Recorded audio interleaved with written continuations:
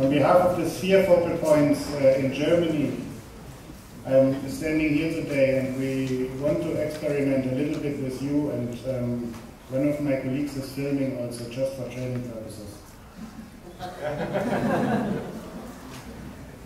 So the Sphere focal points in Germany are three people: Markus Moke from ADH, Axel Schmidt from ASB, and myself.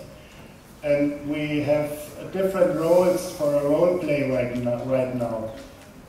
Markus Moke couldn't attend, unfortunately, so we have Leo Frey from ADH.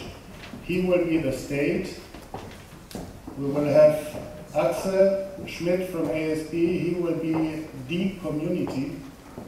And myself, I will be the NGO. Okay?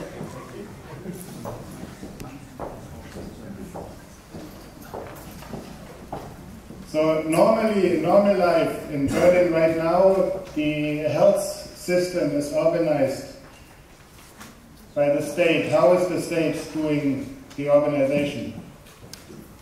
Okay. Yeah, no problem for me as a community. Exactly. The government is taking care, everything is in order. I mean, sometimes too slow, but I can manage. Yeah. So Axel basically is okay in general terms. I'm doing fine, yeah. Okay, that's good to know, Axel. Yeah. And from the state, yeah. How do you do it? Yeah. Can I have the microphone on? It's not. Can you turn it on because it's incredibly important what I have to say, so better listen. Yeah, we have our Ministry of Health, of course, who's overseeing the situation, and we provide well-functioning public medical services, and we take care of our people, obviously. Yeah, that's good to know. Yeah. I think so too. I mean, for health, you know, sometimes big queues, and sometimes the doctors are not trained enough, but sometimes there's lack of medicine, but things are going okay. Oh, now we have an emergency. Who is supposed to do what? This is my question to you. Who is supposed to do what now? Sorry? First aid? First aid, everybody. Everybody should come now to do first aid, okay? The community and the government should do what? Start to go with the first aid. Okay, first aid. First response. Any other ideas? The state should do something? Okay. Nothing happening. So he's still laying there, the state is still standing there. Any other ideas? In this situation, what should we do? Call ICRC, okay. So we are all relying on the system. Yeah, I think we can handle the situation. We formed a task force of high-ranking ministers. They will meet tomorrow and check it out. But just in case, we send a delegation to check the situation. Yeah. And that looks far worse than we expected, and so we make a request for international assistance. You're right. Okay, that's where the NGOs are coming in. But let me ask Axel now, because I think we want to be community-based, we want to work people-centered. So ask Axel, how are you? Thanks for asking, finally. Not too bad, but I think... I hope you can come up. Yeah, I have some capacity, but would be good if some more are assisting. Thank you. Okay. But you can see he is up and running again, running maybe later, but at least he's up now. I'm still on the phone, not getting through to the UN for the international capacity, but yeah. Okay, so what do we learn from this? First, I think very important, we need to look for the capacities, as Axel was mentioning. He as community, he has capacities. So self-help, number one. Number two, the surrounding people. Then number three, you were calling for the system. They are only in the third position. And that's on local level. Then if the state can't cope, they will call for international help. And we as NGOs, we are only on position number 5. So we shouldn't take ourselves too serious. Maybe a comment from the community. Also taking into consideration what I've seen and experienced yesterday and today. Everybody was talking about me. Nobody in the room was talking with me. And I was clearly not unconscious. And all professional humanitarian workers in the room, none of them actually approached me and asked me. That's quite interesting. Okay, thank you, Axel. So the system is that the community is in the center. In general, the state is responsible for the community. If in an emergency the state cannot cope, the UN system is there, which you were calling immediately. But the state didn't. They were trying. So then, when the international request for assistance is called, the NGOs are coming in. The NGOs are getting access and are starting to help the people.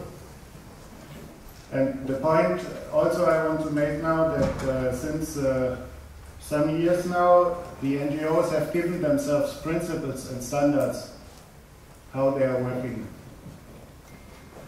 And that's where I'm coming to Sphere. But also there are CHS, the core humanitarian standard right now. And also from the WHO side, we have EMTs, emergency medical teams, which are registered. And actually the first 2 non-governmental EMTs registered are from ASB and Johanniter in the whole world. But these principles are set out in the Sphere Handbook. And the Sphere Handbook has a humanitarian charter, and the first principle is the right to life with dignity. The right to receive humanitarian assistance and the right to protection and security. We have protection principles, and we have now the core humanitarian standards, the CHS, in the handbook, and the technical standards for life-saving issues. That's health, that's nutrition, that's wash, that's shelter, and NFI. And the Sphere Handbook, in short, can be explained by we can reach the right to life with dignity if we meet the standards in the Sphere Handbook. The core standards for all projects and the minimum standards for the technical projects, for the technical chapters. So that's the idea of Sphere. There has been a revision process going on in the last year. The 4th edition of the Sphere Handbook will come out on 6th of November this year. We will launch it with the Ministry of Foreign Affairs and DHL and the Sphere Secretariat in Bonn in the DHL Tower on 4th of December. And basically, from the contents of the new handbook, you can see that there's nothing new really.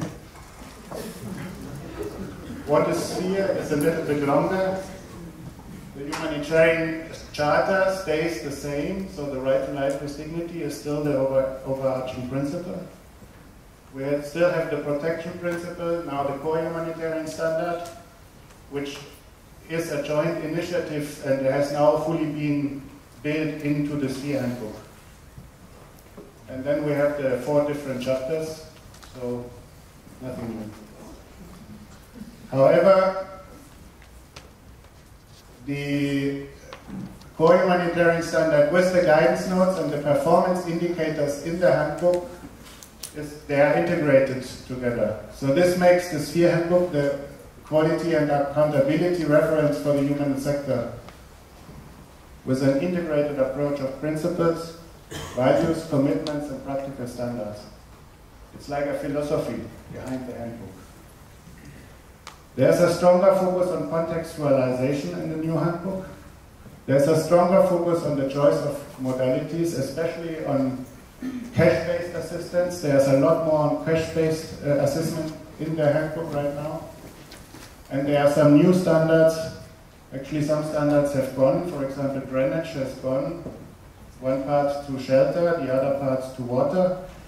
But new standards reflecting on some key learnings, in particular from the Ebola response. There's one standard, how to deal with responses like that.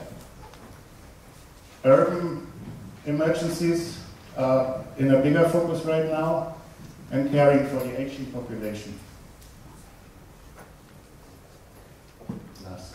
So the Sphere Handbook is one of the most widely known and internationally recognized sets of common principles and universal minimum standards in humanitarian response.